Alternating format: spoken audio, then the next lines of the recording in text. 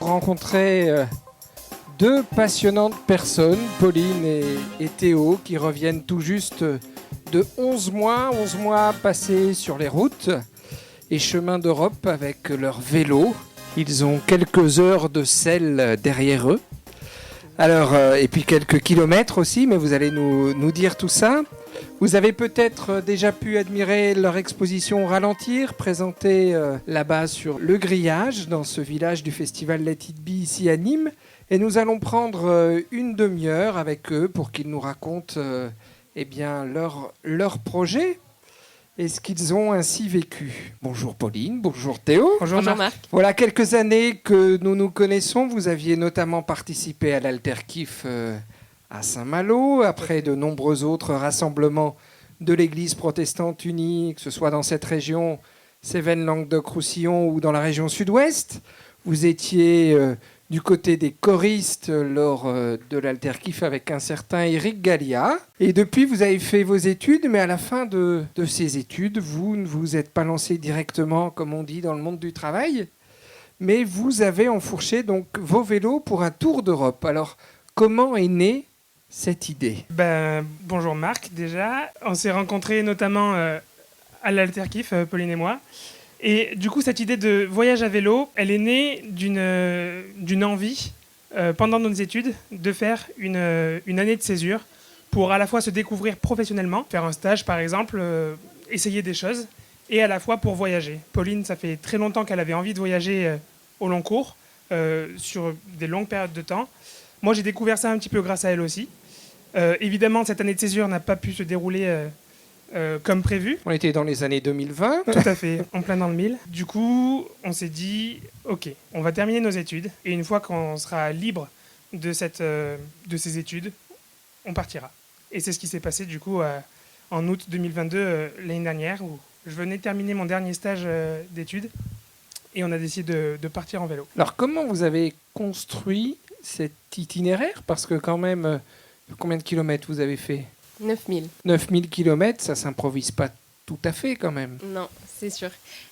Du coup, on a décidé de choisir ensemble quels étaient les pays qu'on voulait aller découvrir ensemble. Donc moi, j'avais déjà fait la Suède et je voulais vraiment présenter la Suède à Théo. Donc du coup, un de nos premiers objectifs, c'était la Suède.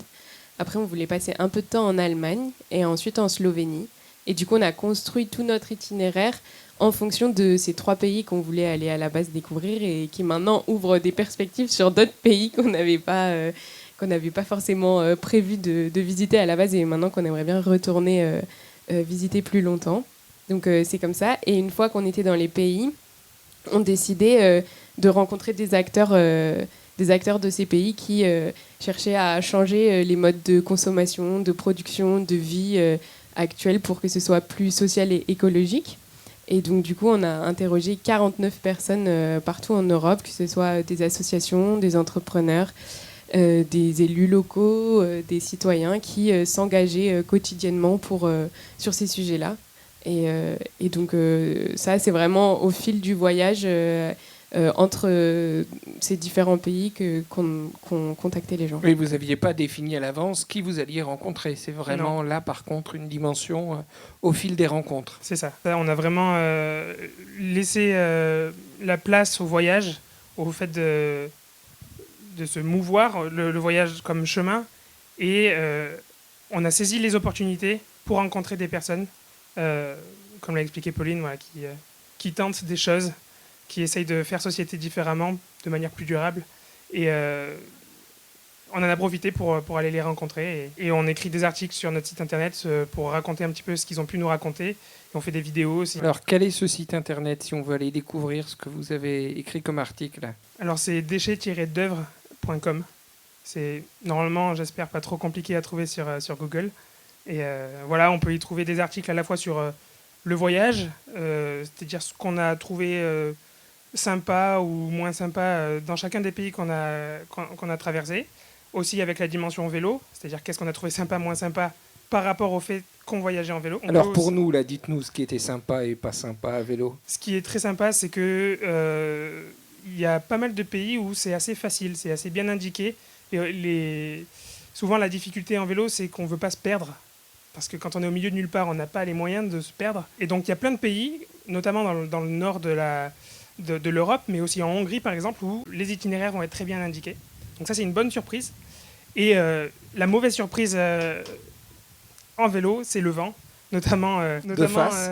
Le vent toujours de face de toute façon, il est toujours de face. Il suffit qu'on fasse demi-tour, il change de direction. Et notamment aux Pays-Bas, et un peu au Danemark, il y a pas mal de pays où on a eu pas mal de vent et c'était assez désagréable. En général, c'est les pays plutôt plats.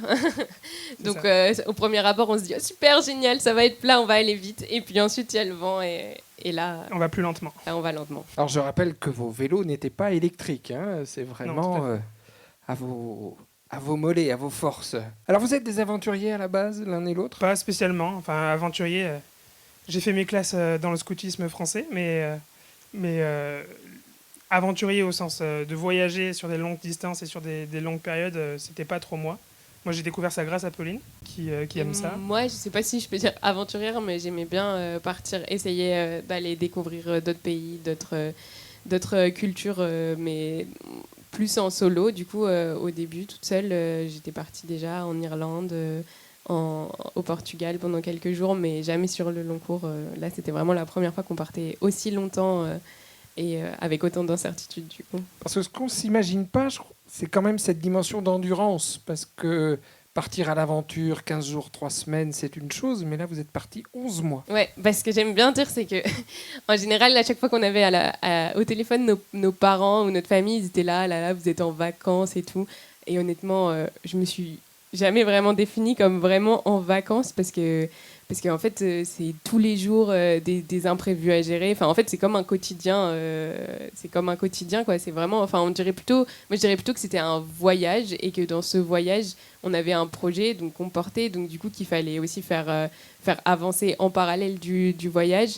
Et du coup, vraiment, je suis rentrée, j'étais épuisée. Enfin, Alors, vous avez travaillé aussi, parce que 11 mois, comme tu viens de le dire, c'est pas simplement être sur un vélo et pédaler, c'est aussi s'arrêter, rencontrer des personnes et puis financer ce voyage, même si vous aviez déjà fait des appels avant de dons, mais là, il fallait aussi financer à chaque fois un peu la suite. C'est plutôt des moments où on a pris du temps pour se poser, pour ralentir encore plus, mais pour se poser notamment en hiver, parce que quand il fait moins 10 degrés, faire du vélo, c'est pas cool. Ne faites pas ça chez vous. Du coup, on profitait de ces moments de pause, pas pour gagner de l'argent et continuer à financer le reste, mais pour éviter d'en dépenser, on va dire. Pour essayer d'anticiper et pouvoir continuer le voyage. Donc c'est pour ça qu'on s'est posé notamment un mois dans le nord de la Suède, et puis quasiment tout l'hiver en Allemagne de l'Est, vers Berlin et Leipzig. Et du coup, pendant ce temps-là, on a fait des volontariats. Donc, on a contribué à différents projets sur place. Donc, en Suède, on a travaillé avec des chiens de traîneau. On les a entraînés avant le début de la saison d'hiver. Et après, en Allemagne, on a fait un peu couple au pair dans une famille. Donc, on a aidé une famille avec 3 enfants à proposer des activités aux enfants, aller les chercher à l'école et partager la vie de famille pour soulager un peu la famille. Et ensuite, en Slovénie, on a aussi contribué à 2 projets d'agriculture, permaculture, où c'était 2 couples qui voulaient créer des communautés autour de ce sujet-là, de la permaculture. Qu'est-ce que vous avez appris sur de telles rencontres, justement? Ça, c'est compliqué comme question aussi courte. Oui, mais quand vous passez comme ça du temps avec ces personnes qui travaillent au niveau de la permaculture, il y a des choses que vous saviez, d'autres que vous découvrez. Et donc, quelles sont un peu justement de l'ordre de la découverte que vous pouvez nous partager? En général, les personnes qui s'engagent dans ce genre de projet, c'est des personnes qui n'ont pas peur d'essayer de nouvelles choses. Notamment, je pense à Mick, qui était notre hôte en Slovénie à côté de Ljubljana, qui montait son projet de ferme en permaculture. Il savait très bien, c'était les premières années de son exploitation, il savait très bien qu'il avait besoin d'expérimenter des choses. Du coup, on était quelques volontaires, nous et d'autres personnes venues d'ailleurs en Europe. Il me dit, voilà, essayez j'aimerais bien essayer de planter à cet endroit tel type de plante, tel type d'aromatique. Ici, on ne va pas trop défricher parce que ça, je connais, il y a de la menthe, il y a de la citronnelle, on va pouvoir s'en servir pour faire ça de manière sauvage. Et il avait ce réflexe d'essayer de constamment, enfin, ne jamais être fixé sur ses connaissances qui sont jamais fixes. En fait, on apprend tout le temps. Et du coup, c'est pour ça qu'il laissait une énorme place à l'expérimentation. Et si ça ne marche pas cette année, on réessayera autrement l'année prochaine. Et je pense qu'au sens plus large, en dehors de juste les volontariats qu'on a fait ou les 40 personnes qu'on a interrogées dans le cadre du projet pour les interviews, dans ce voyage, donc, tu l'as très bien dit, il y a beaucoup de rencontres qu'on a fait. C'était voulu et c'était très important pour nous qu'il y ait autant de rencontres. Il y a également eu toutes les personnes qui nous ont accueillis chez elles, chez eux, pardon, tous les soirs. Donc ça, c'était dans le cadre beaucoup dans le cadre d'une communauté de cyclistes qui voyagent partout en Europe. Et donc du coup, les gens, une fois qu'ils sont rentrés de leur voyage à vélo, ils peuvent proposer d'héberger des gens sur une nuit pour que on trouve refuge quelque part, qu'on partage un repas. Et ça a été très fort pour nous, cet accueil, cette hospitalité que les gens ils ont dans tous les pays en fait. Vraiment, je pense que les 3/4 du temps où on était sur la route, on a été accueillis grâce à cette communauté par des gens à la culture, à la vie complètement différente. Et du coup, on a énormément appris de ça. Et moi, au début, j'avais très peur de recevoir sans pouvoir donner en fait, parce que vraiment on t'arrive chez les gens, on te donne à manger, on te donne un lit, parfois les gens ils changent de lit, ils vont dormir dans leur canapé, je nomme Marc. Et voilà, vraiment on a reçu énormément. Il y en a parfois qui nous ont accueillis, qui nous ont accompagnés le lendemain sur quelques kilomètres, ou qui nous ont aidés à réparer nos vélos. Enfin, vraiment, il y a eu énormément de choses dans tous les pays. Et donc, moi, j'avais très peur de ne pas arriver à recevoir sans donner. Et en fait, on se rend compte quand on est dans l'échange et dans les discussions le soir et tout ça, qu'en fait, nous aussi, on donne quelque chose au final dans cette situation. Alors, bien sûr... c'est pas la même chose. Mais du coup, aujourd'hui, c'est super cher pour nous de pouvoir à notre tour pouvoir accueillir chez nous là. Donc on vient de s'installer et c'est la première chose qu'on a fait. On a mis sur internet, vous pouvez venir chez nous, et on attend qu'une chose, c'est de recevoir nos premiers invités. Ouais, voilà, invités. Et ça pour nous c'est vraiment quelque chose de fort dans la rencontre qu'on a vécue cette année. Tu l'as dit tout à l'heure, Théo, vous avez appelé votre tour des chefs-d'œuvre. Pourquoi ce nom ? Des chefs-d'œuvre, on a appelé ce tour comme ça, mais en fait c'est un tour d'Europe classique. Des chefs-d'œuvre, c'est plutôt le nom de l'association qui nous a aidés à porter ce projet. L'association qu'on a créée du coup fin 2019, pour pouvoir récolter quelques fonds pour pouvoir financer un tel projet. Et ça s'appelle comme ça parce que on voulait pas voyager sans but. On voulait se fixer une mission, essayer à défaut d'en apprendre plus sur nous, essayer d'en apprendre un peu plus sur le monde. Et on s'était fixé parce que c'était un sujet qui nous intéressait beaucoup à l'époque. On s'interrogeait beaucoup sur la notion de déchets. Au début, très simplement, pourquoi on trie, où est-ce que ça va, etc. Et en creusant un petit peu, on s'est rendu compte qu'on ne pouvait pas rester enfermé dans ces réflexions très centrées sur les déchets. Et on a beaucoup interrogé de personnes qui à la fois traitaient des déchets ou de la façon d'éviter d'en faire, le recyclage, etc., mais davantage sur des notions d'économie circulaire, c'est-à-dire comment faire pour éviter, quelque part, qu'on gaspille des ressources, pour éviter de créer des déchets. Comment faire circuler la matière ? Comment faire circuler les matières, c'est ça, et les énergies, pour faire durer les choses. Et ça fait un petit peu écho également avec le titre de notre exposition, qui est Ralentir. Ralentir cette boucle, qui est aujourd'hui extrêmement rapide, pour la plupart des objets du quotidien qu'on peut avoir. Dans une économie linéaire, on va être sur quelque chose on va extraire de la matière première dans l'environnement, on va le transformer, on va le transporter, on va le commercialiser, on va l'utiliser. Assez rarement, on va le réparer et le réutiliser, et souvent, ça va directement à la poubelle. Et c'est triste à dire, mais très souvent, ça va soit dans des incinérateurs, soit directement dans le sol. Mais dans le sol à l'état de déchets, pas à l'état de compost, par exemple, pour nourrir nos plantes. Et du coup, l'idée, c'était de savoir comment on fait pour éviter que ça soit complètement plat, parce qu'on fait face à une crise climatique et environnementale aujourd'hui à laquelle il faut répondre. Et c'est quelque chose dont on est absolument convaincu. Du coup, l'idée, c'était vraiment d'essayer de comprendre comment faire, quelles solutions apporter à ces problématiques. Et donc, on a rencontré des acteurs sur des thématiques très très diverses et c'était très intéressant. Alors tu viens de parler de l'exposition Ralentir qui est affichée ici donc sur le grillage derrière les uns les autres présents ici. C'est quoi cette exposition? Alors du coup, quand on fait 9000 km à vélo, on a le temps de réfléchir, de ressentir des choses, d'avoir des émotions, des questionnements, des réflexions, le temps d'en parler ensemble, d'en parler avec tous les gens qui nous ont accueillis, etc. Et en fait, nous, ce qui nous tenait à cœur, c'était de partager ces réflexions qu'on a eues et d'inviter aussi à contribuer à ces réflexions.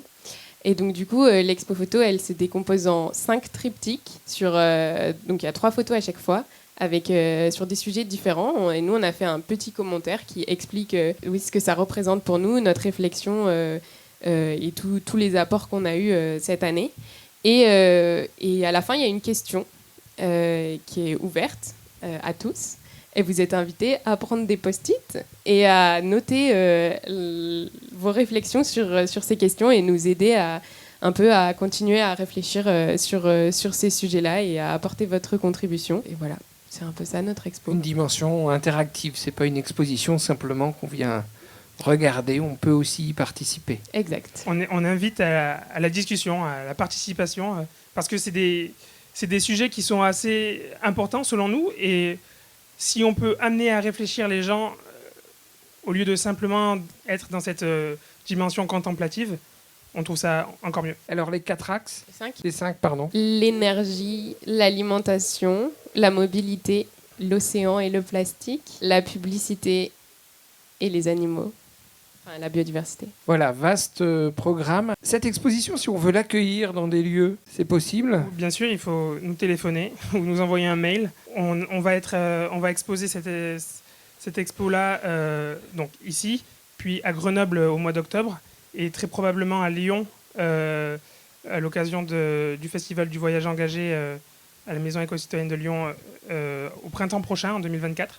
Mais si vous voulez l'héberger dans une autre ville, ou pour un public particulier, n'hésitez pas à nous appeler, on verra ce qu'on peut faire. Voilà, vous pouvez passer par la radio EJR qui rediffusera cette interview, ou par les podcasts de l'Église protestante unie, ou ici directement au festival. Vous avez réalisé aussi 49 interviews, vous l'avez dit. Est-ce qu'on peut les voir, ces interviews? Oui, tout à fait. Du coup, à partir du site internet qu'on a nommé tout à l'heure, il y a une redirection sur la chaîne YouTube où on produit les vidéos de ces interviews. Et sinon, il y a directement la chaîne YouTube qui s'appelle Des chefs-d'œuvre aussi, où pour le moment, il y a 13 interviews qui ont été mises en vidéo. Et donc, on va continuer à y travailler en parallèle de notre vie active actuelle.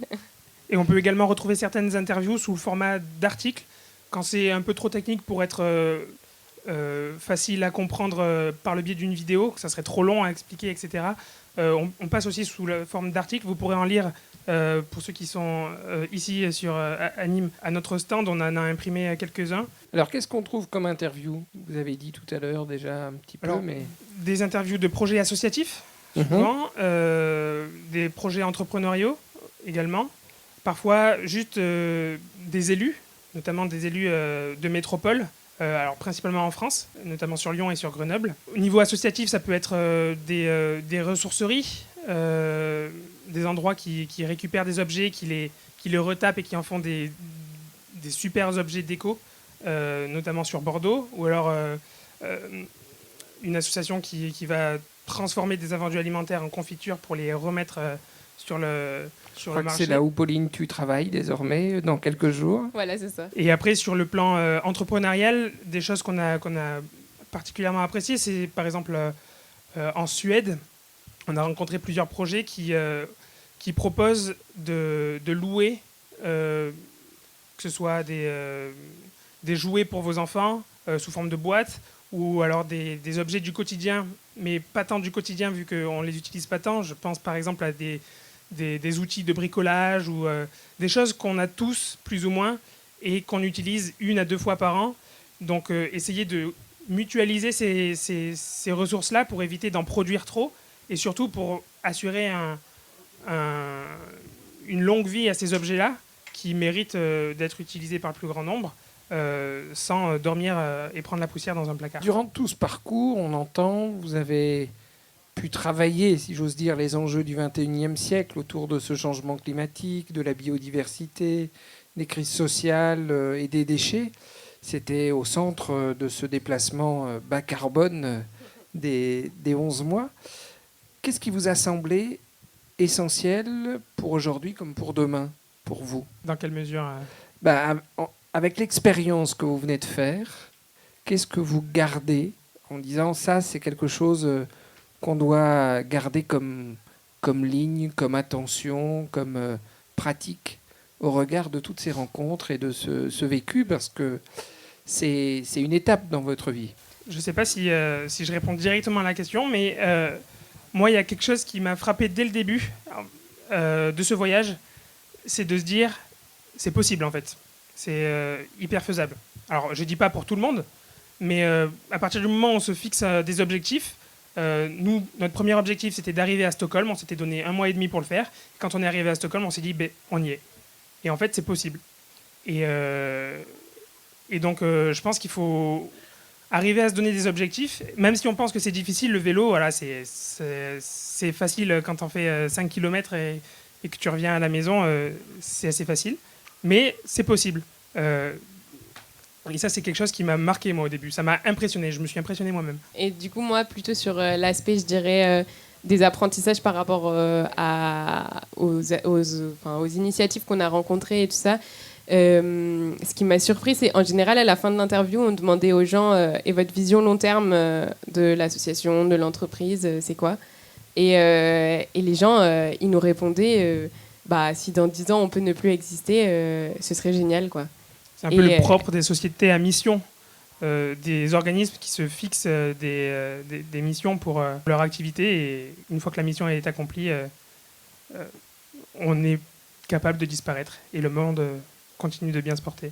Et du coup, ça, j'ai trouvé génial, parce qu'aujourd'hui, on se dit toujours, oui, il faut faire du profit, il faut la croissance, etc. Et là, d'entendre toutes ces structures, mais quel que soit l'endroit en Europe où on était, qui nous disaient... non, mais nous, ce qu'on veut, c'est plus exister. Et j'ai trouvé que c'était très fort. Alors, est-ce que c'est pas trop difficile de revenir à une vie moins nomade ? C'est rigolo parce que je l'avais pas trop réfléchi. Et tout à l'heure, il y avait des gens on discutait avec des gens sur le stand et ils nous ont demandé si du coup on continuait à ralentir. Et là, depuis 1 mois, on a clairement enclenché la 5e vitesse. On a fait des allers-retours dans le sud pour voir la famille de Théo. On a trouvé du travail, on a trouvé une maison. Et vraiment là, du coup, on s'arrête plus, on court. Et je suis là, il faut qu'on s'arrête, je suis fatiguée. Et du coup, c'est vrai que des fois, c'est même dur d'appliquer ses propres réflexions sur toute cette année quand on revient dans un quotidien un peu plus sédentaire, on va dire. Mais après, l'objectif, c'est de continuer à ralentir. Ouais. C'est une fois qu'on est posé, qu'on peut souffler.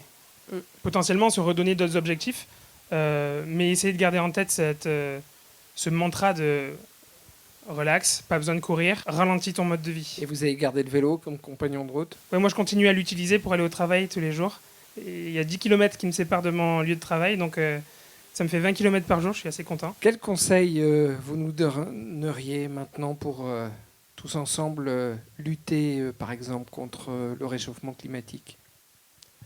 Conseil. Un conseil, une piste, quelque chose où vous vous dites, tu disais, il faut se donner des objectifs, des choses qu'on peut essayer de se donner. C'est assez difficile à dire parce que c'est dépendant de chacun. Les enjeux du changement climatique, notamment pour nommer que ça, ou des enjeux de la biodiversité, des enjeux de crise sociale, etc., c'est des enjeux qui sont adressables directement par chacun, par des petits gestes. On entend souvent, on nous rabâche, voilà, il faut faire des petits gestes, etc.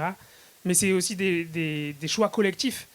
Et je pense qu'il ne faut pas hésiter à s'engager dans sa commune, dans des associations, etc., pour construire collectivement la société dans laquelle on aimerait vivre, la société dans laquelle on aimerait que nos enfants vivent, la société idéale. Je crois qu'il ne faut pas hésiter à se projeter dans une utopie. Et moi, je dirais qu'il y a un fort enjeu, enfin un enjeu important d'écoute.